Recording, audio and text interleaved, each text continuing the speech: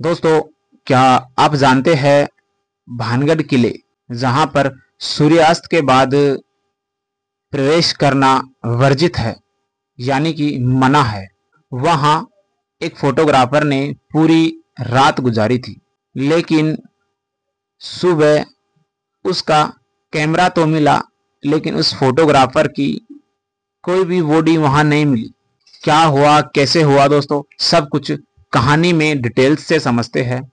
मैं शैलेश कुमार और आपको तीसरी शक्ति के प्रकोप रोचक कहानियां सुनाता रहता हूं। दोस्तों, कहानी अच्छी लगे तो चैनल को सब्सक्राइब करना और वीडियो को लाइक जरूर कर लेना। चलते अपन कहानी शुरू करते। एक बार आप चैनल के इंट्रो से मुलाकात करिए, उसके बाद कहानी शुरू करते हैं। दोस्तों, साल 2018 की बात है। जयपुर का एक फोटोग्राफर था जिसका नाम था अमन वर्मा।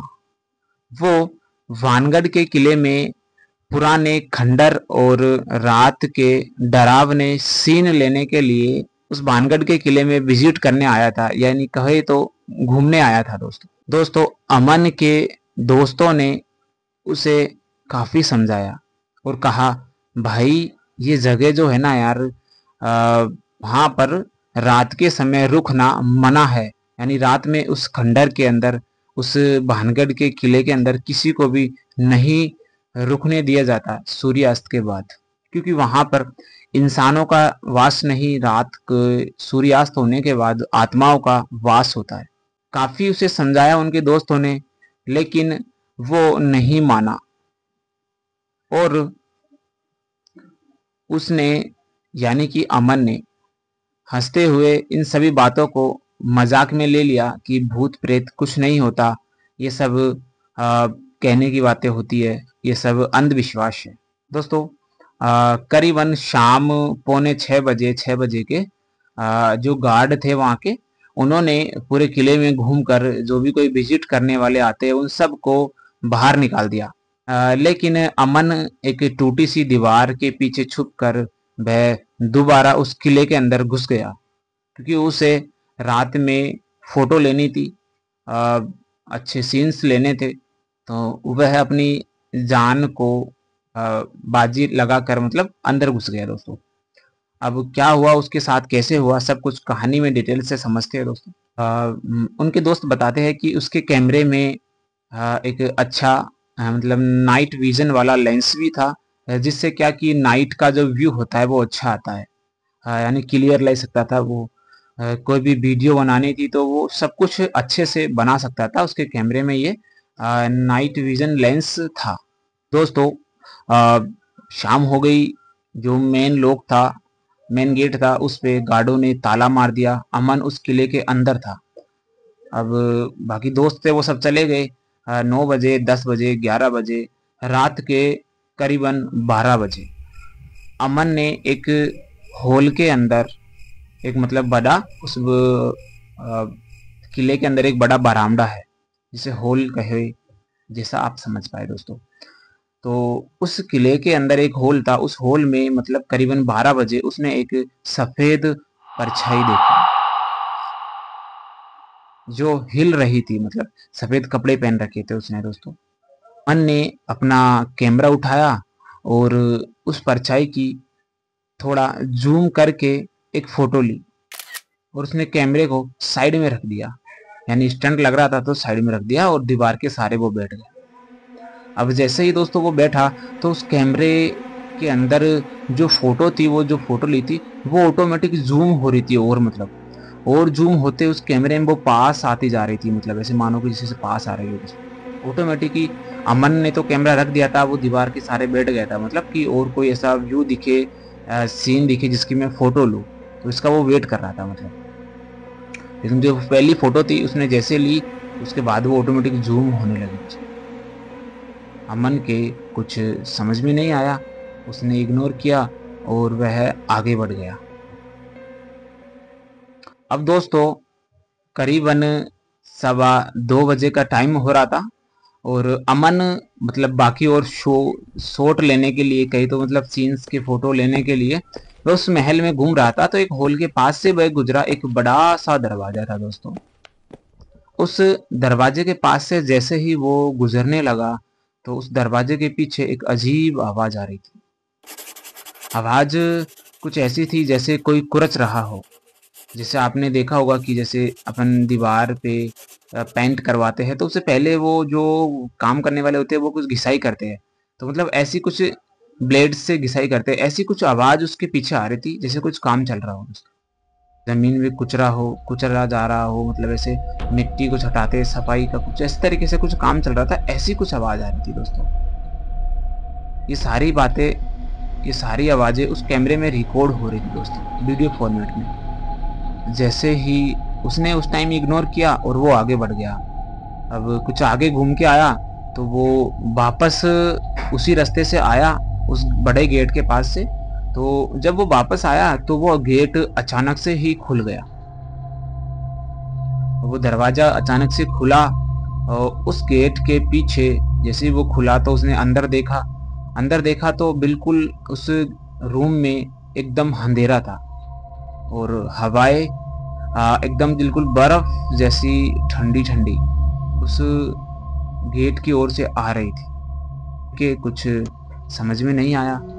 वह थोड़ा मतलब डरा और फिर से उसने मतलब उस चीज को इग्नोर किया, क्योंकि वो मतलब इन चीजों को मानता नहीं था।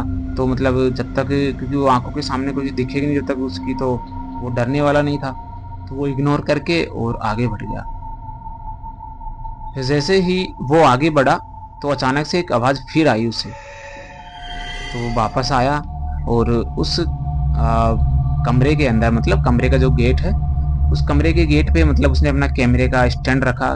स्टैंड के ऊपर उसका कैमरा था, तो उसने मतलब स्टैंड पे कैमरा रखा और कैमरे का फ्लैश ऑन किया उस जो अंधेरे रूम की ओर। तो जैसे उसने मतलब एक फ्लैश ऑन किया और एक फोटो ली उसने, मतलब फ्लैश ऑन करके। अब उस जैसे ही फोटो ली तो उसमें कुछ ऐसा सीन नहीं आया, लेकिन मतलब सामने तो सब कुछ अंधेरा था। जैसे फ्लैश ऑन हुआ तो सब कुछ आगे मतलब खाली खाली से था, कुछ मिट्टी मिट्टी वाला वो कमरा था। लेकिन दोस्तों जैसे ही वो फोटो लेके थोड़ा सा एक दो कदम आगे बढ़ा तो मतलब उसकी स्क्रीन पर अचानक से एक फोटो आ गई। तो मतलब जैसे उसने कुछ, उस फोटो में कुछ ऐसा था जैसे एक लाल मतलब एक औरत थी, वो एक लाल फटे लहंगे के अंदर उस फोटो में थी। और ऐसी फोटो थी जैसे अपन सेल्फी लेते हैं तो अपने पीछे कोई एक औरत खड़ी हो। अब उसने तो जो कैमरा स्टार्ट किया था वो मतलब आगे वाला, मतलब पीछे वाला किया था, सामने वाला, जैसे सामने वाला। और जो सेल्फी लेते हैं तो आपको पता आगे वाला कैमरा स्टार्ट होता है ऐसे। तो मतलब उसे उस फोटो इस तरीके की आई जैसे उसकी भी फोटो आ रही है और साथ में साइड में मतलब कोई औरत खड़ी हो जिसका मतलब लाल कलर का कुछ लहंगा था वो फटा हुआ था और उसकी कोई आंखें नहीं दिख रही थी मतलब, और बाल उसके बड़े बड़े थे। इतनी फोटो उसने देखी तो एकदम वो चौंक गया, मतलब वो एकदम बिल्कुल कही तो हक वक सा हो गया ये सोच के कि यार ये फोटो मैंने कहाँ ली, कब ली। वो थोड़ा सोच में पड़ गया मतलब। जैसे ही दोस्तों वो एकदम बिल्कुल घबरा के उसके चेहरे पर पसीना पसीना हो गया, तो वो जैसे ही हॉल की ओर भागने लगा। तो हॉल के पास मतलब पहुंचते ही, हाँ क्योंकि हॉल के पास मंदिर है, तो मतलब जहाँ ही वो रुका था उस मंदिर में ही, उस किले के अंदर एक छोटा मंदिर है, तो उसने सोचा कि वहाँ साइड में बच सकूं। तो वो उधर की साइड भागने लगा। तो मतलब जैसे ही वो हॉल के पास पहुंचा तो उस कैमरे में बार बार उस औरत की फोटो आ रही थी और वो फोटो ऑटोमेटिकली जूम होती जा रही थी मतलब।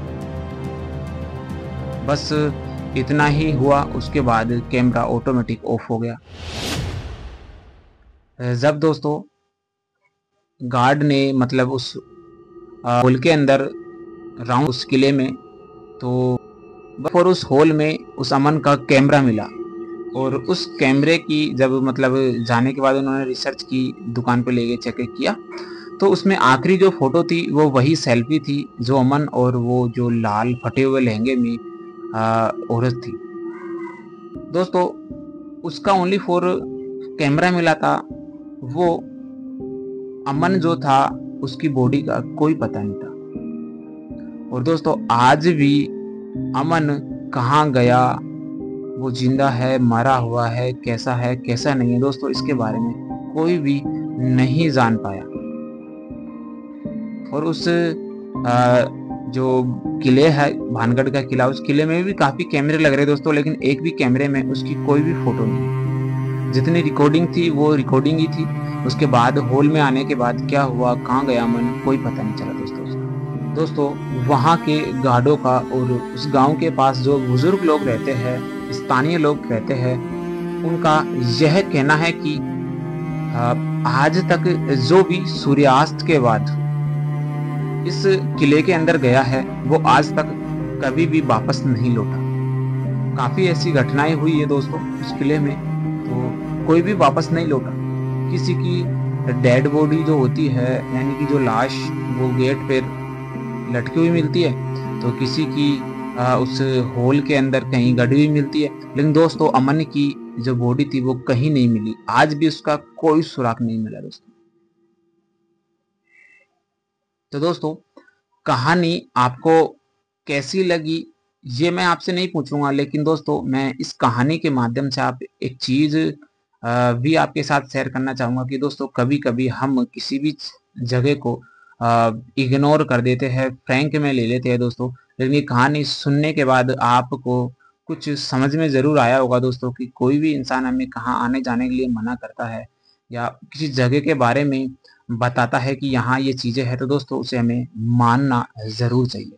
नहीं तो दोस्तों आपको अच्छे से पता है कि जो हाल अमन का हुआ वो हाल हमारा भी हो सकता है दोस्तों।